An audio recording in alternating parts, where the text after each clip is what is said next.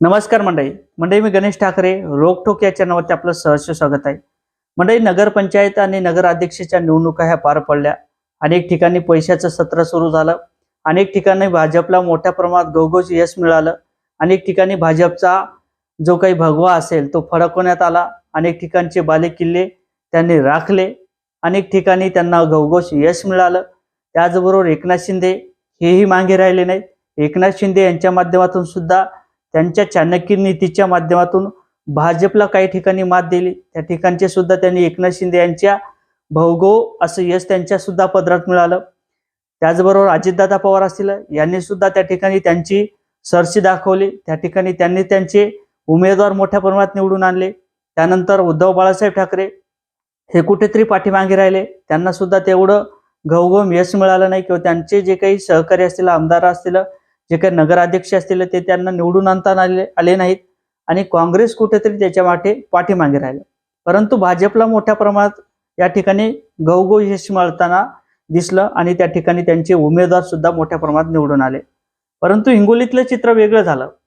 ज्या अर्थी बाबाराव बांगर यांच्या प्रचारासाठी मुख्यमंत्री फडणवीस साहेब येतात, परंतु या ठिकाणचे नगराध्यक्ष पदाचे उमेदवार असणारे बाबाराव बांगर यांना कुठेतरी पिछेहाट पाहायला मिळाली आणि त्यानंतर मित्रपक्ष असणारे संतोष बांगर म्हणजे एकनाथ शिंदे यांचे संतोष बांगर यांनी त्या ठिकाणी घवघवीत असं यश त्यांना सुद्धा त्यांच्या पदरात मिळवून घेता आलं। परंतु हे कसं झालं? मुख्यमंत्री फडणवीस यांच्या सभेला जी काही गर्दी होती ती काही पाहण्यासाठी आली होती का? मुख्यमंत्री फडणवीस यांची जी काही सभा घेतलेली असेल ती फोल गेलेली आहे का? आणि एकनाथ शिंदे यांचे जे काही संतोष बांगर असतील त्यांनी ही सरशी कशी दाखवली आणि त्यांनी त्यांचे जे काही उमेदवार असतील ते कशा पद्धतीने निवडून आणले याच्यावरती आपण एक नजर टाकण्याचा प्रयत्न करणार आहोत। तर मंडळी, मी गणेश ठाकरे रोकठोक या चॅनलवरती तुम्ही नवीन असाल तर चॅनलला सबस्क्राईब करून घ्या। व्हिडिओ जर आवडला तर नक्की शेअर करायला विसरू नका आणि आतापर्यंत चॅनलला सबस्क्राईब केलं नसेल तर चॅनलला सबस्क्राईब करा। म्हणजे ज्या अर्थी नगराध्यक्ष आणि नगरपंचायतच्या निवडणुका होऊ घातल्या, अनेक ठिकाणी पैशाचं सत्र सुरू झालं, आरोप आरोपाचा खेळ रंगला आणि हिंगोलीतलं सुद्धा तसंच वातावरण होतं। हिंगोलीत तानाजी मुटकुळे म्हणतात जे काही टिप्पर असतील वाळूचे ते कोणाचे आहेत, त्याचबरोबर जुगाराचे अड्ड्याचे डाव हे कोणाचे आहेत, 2 नंबरचा पैसा येतो कोणाकडे, काही जमीन विकली का, कुठून पैसे कमावले, रेती माफिया कोण आहे, त्याचबरोबर जे काही सट्टा बट्टा असेल त्याच्यातून पैसा कोणी आणला, अशा पद्धतीचे आरोप तानाजी मुटकुळे म्हणजे भाजपच्या नेत्याने आमदारांनी मित्रपक्ष असणारे संतोष बांगर यांच्यावरती केला, एकनाथ शिंदे यांच्या आमदारावरती केला। तर आमदार साहेब सुद्धा शांत बसले नाही। आमदार साहेबांनी सुद्धा तानाजी मुटकुळे यांचं सगळं काही बाहेर काढलं।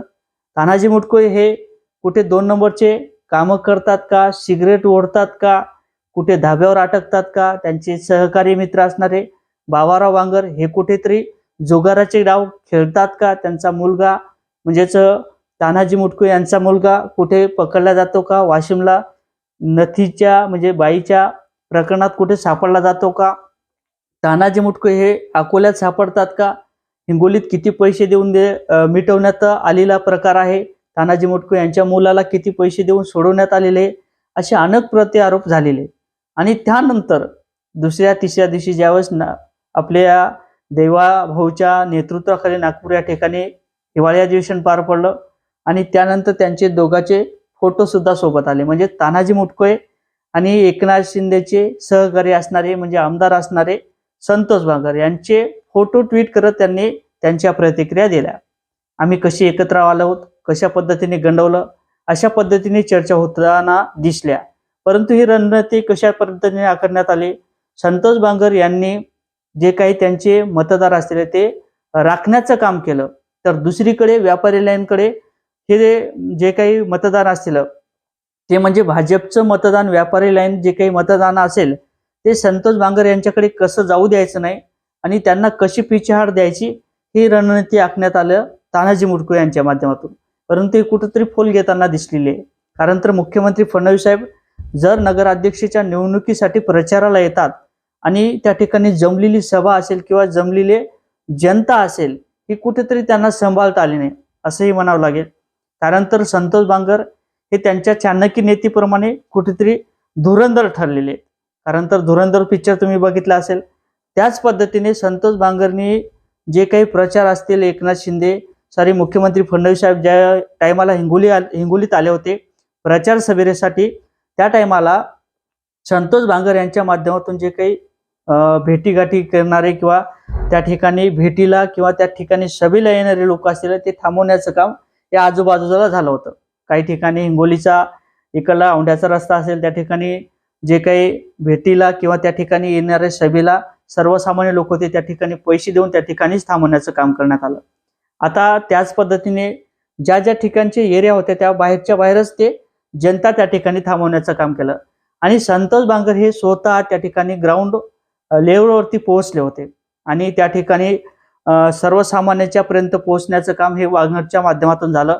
श्रीराम बांगर त्यांचे संतोष बांगर यांचे भाऊ असतील, त्याचबरोबर राम कदम असतील, यांची सुद्धा त्या ठिकाणी भूमिका होती.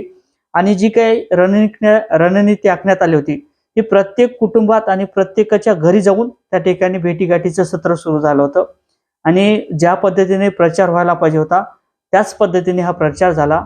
आणि कुठेतरी भाजपचे जे काही बाबाराव बांगर असतील त्यांना पिछाहाट मिळाली आणि संतोष बांगर यांना गवगव असं यश त्या ठिकाणी मिळालेले. तर अशा पद्धतीने ही रणनीती आखण्यात आली होती, अशा पद्धतीने मतदान झालं. आणि त्याच पद्धतीने कुठेतरी आज एकनाथ शिंदे यांचा विजय होताना दिसला. त्या ठिकाणी कळमदुरी असेल, हिंगोली असेल, अनेक ठिकाणच्या जे काही उमेदवार होते, जे काही नगराध्यक्ष असतील ते निवडून आले होते. आणि आता या संदर्भात नेमकं कशा पद्धतीने रणनीती आखण्यात आली होती, तुम्हाला काय वाटते नेमकं कमेंटमध्ये सांगायला विसरू नका. व्हिडिओ आवडला तर लाईक आणि शेअर करायला सुद्धा विसरू नका. जय शिवराय.